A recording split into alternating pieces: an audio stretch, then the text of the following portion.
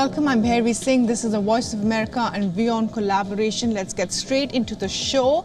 While the U.S. Secretary of State Antony Blinken and the U.S. Defense Secretary Lloyd Austin are in Brisbane and met with their Australian counterparts to discuss economic and security ties with a focus on the greater Indo-Pacific region and China's domineering presence there, Austin told reporters the partnership between the allies was at its strongest point.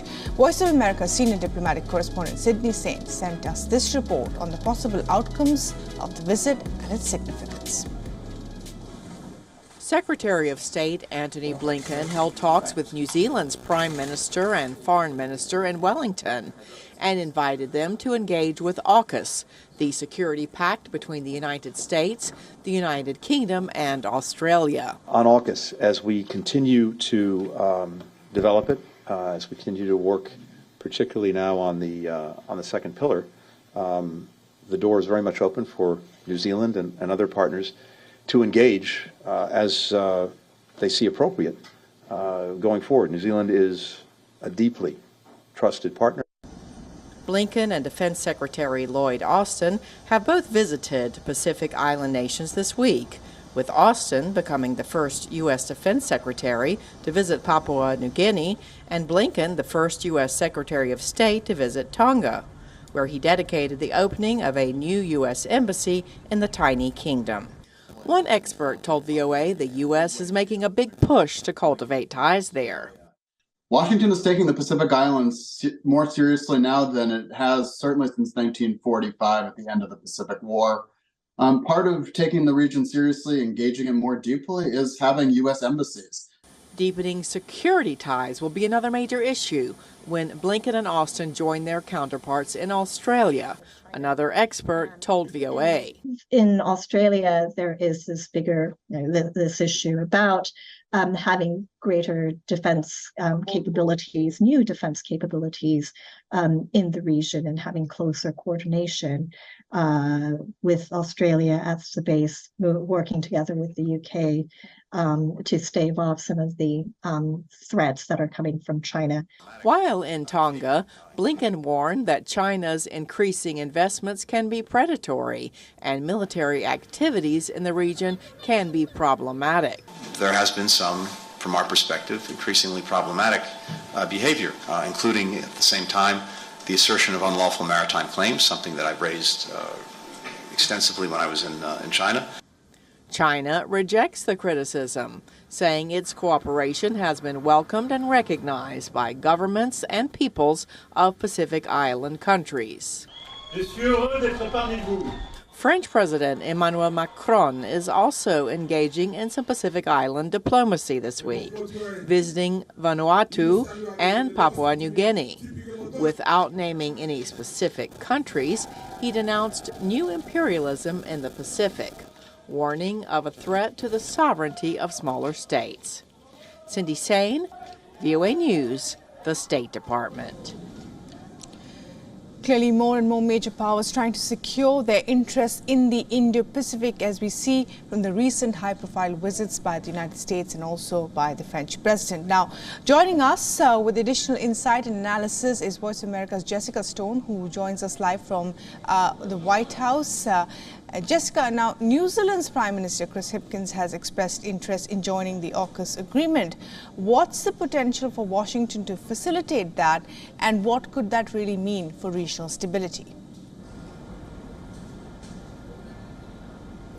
Well, on the U.S. side, Antony Blinken, the U.S. Secretary of State, was very clear that the U.S. is open to New Zealand joining the security pact with the British and the Australians and the Americans, known as AUKUS, especially when it comes to the interoperability phase, which is the next phase, because, of course, New Zealand is a nuclear-free zone, meaning it's not only a non-nuclear state, but it also does not allow any port calls from nuclear-powered submarines or nuclear-armed warships, and that's been going on since the 1980s. In fact, it briefly affected the diplomatic relations between these two countries. So the way forward is probably along the lines of intelligence sharing. Of course, the New Zealanders are a part of the Five Eyes agreement with the British, the Australians, and the Americans. And so there is a lot of synergy between the two countries, but it's unlikely that they will participate in any nuclear aspects of the deal going forward. Right.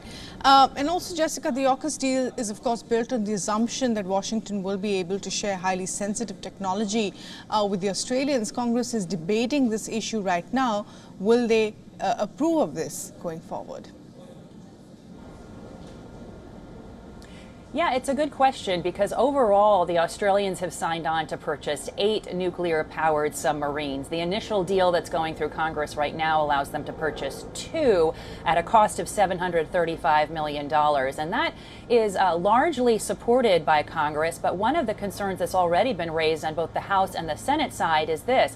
The U.S. is concerned that it will not be able to meet its own defense production needs around submarines. So there is a prominent Republican on the Senate side holding up this deal currently, arguing for more money to be put into the defense budget for the U.S. government in order to keep up with its own production demands. The other main issue, as you mentioned, we're talking about sharing very highly sensitive nuclear technology with these countries. And so there has been a call by the British and the Australians to expand some exemptions within export controls in the U.S. government.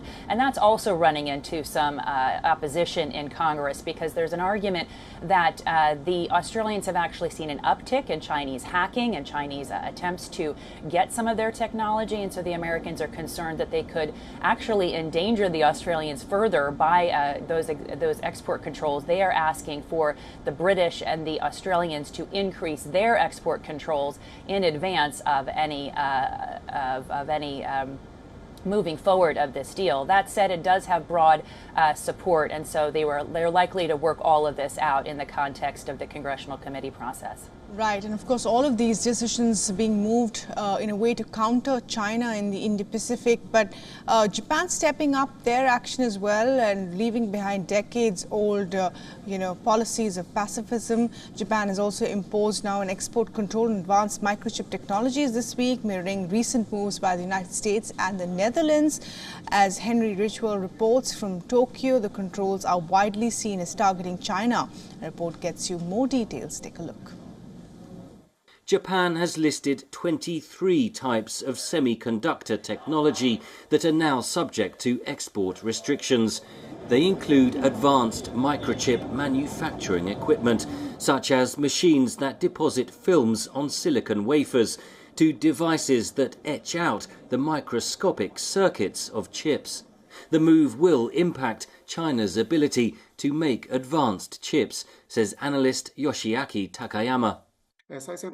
Because the number of companies with the capacity to manufacture cutting-edge chips is extremely limited, the Japanese measure makes it difficult for China not only to import advanced chips, but also to manufacture them. The United States banned the export of some advanced microchips and semiconductor manufacturing technology to China last October. The Netherlands, another key producer of semiconductors, has also imposed export restrictions. Washington says it wants to stop Beijing from using the technology for military purposes. At the May G7 summit in Japan, allies agreed on the need to de-risk from potential Chinese economic coercion and avoid becoming reliant on China for semiconductor technologies.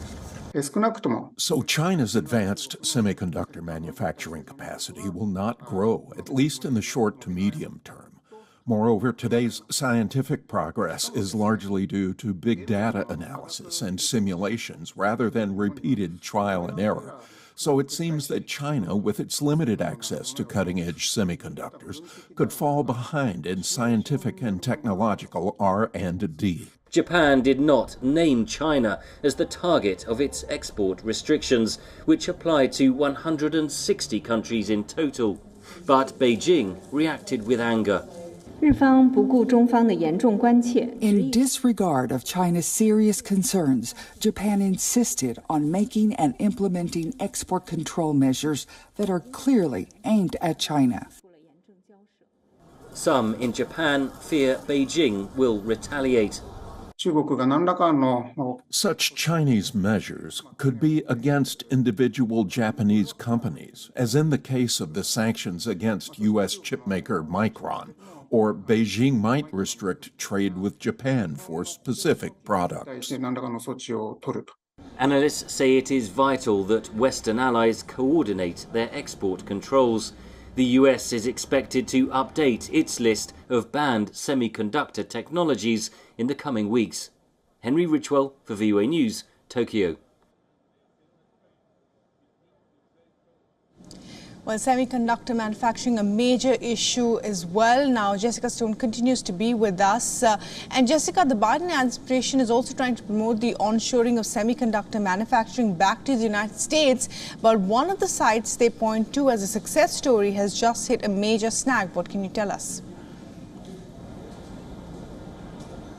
Yeah, we're talking about the TSMC plant, Taiwan Semiconductor Manufacturing Company, that's due to be built in Arizona. The shell building is already built, and they were due to complete it by 2024. But just this week, we learned they will not be able to do so. Instead, they're hoping to get it done by 2025, so a year late, because they say that the U.S. is not providing enough skilled workers to literally put the equipment inside the building in the way that it needs to be installed. They say that the U.S. is not producing enough of these types of skilled workers, and so they will have to bring those types of skilled workers from Taiwan. They're also talking about how high building costs are in the United States, definitely higher than in Taiwan. And at this point, you know, TSMC is building a second, more advanced semiconductor chip fab plant. We call them chip fabrication, or chip fab for short, plants. And we don't know yet as to whether this labor issue will impact that as well. That is due to open in 2026.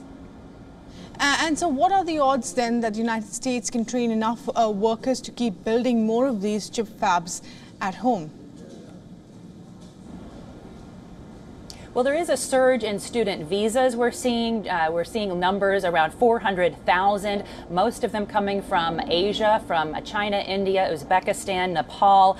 And this is on track to have just as much, if not more, student visas as in 2016. So that's a good trend. But what's not changing here is the numbers of H-1B visas that the United States gives out. That's capped at 80,000. Those are the high-skilled workers, Indian Americans and Indians, I should say, take advantage of many of those, as you know. And so the problem is that there is not enough training programs inside the United States currently. And experts I've talked to say that we could be preparing to have a 10 or 15 year lag in that type of training in order to get that type of worker available for chip fabrication in particular, in these high skilled technology jobs. Those same experts tell me that in the short term, what may be to the U.S. disadvantage for this onshoring could be to India's advantage, because of course there is a very high skilled labor force in India, and so this could be a place where some of these companies move in the shorter term, and that we continue to work on these training programs inside the United States. That CHIPS Act that also is incentivizing the onshoring, that also does have some money for training, and there are training facilities here in the United States, but right now they are doing more low-end type of training, not this high-skilled training that TSMC is looking for. Back to you. Right, Jessica. Voice of America's Jessica Stone joining us there on this live broadcast on a wide range of issues, from America's influence in the Indo-Pacific to the semiconductor debate. Thanks very much for joining us this evening. Appreciate it. My pleasure.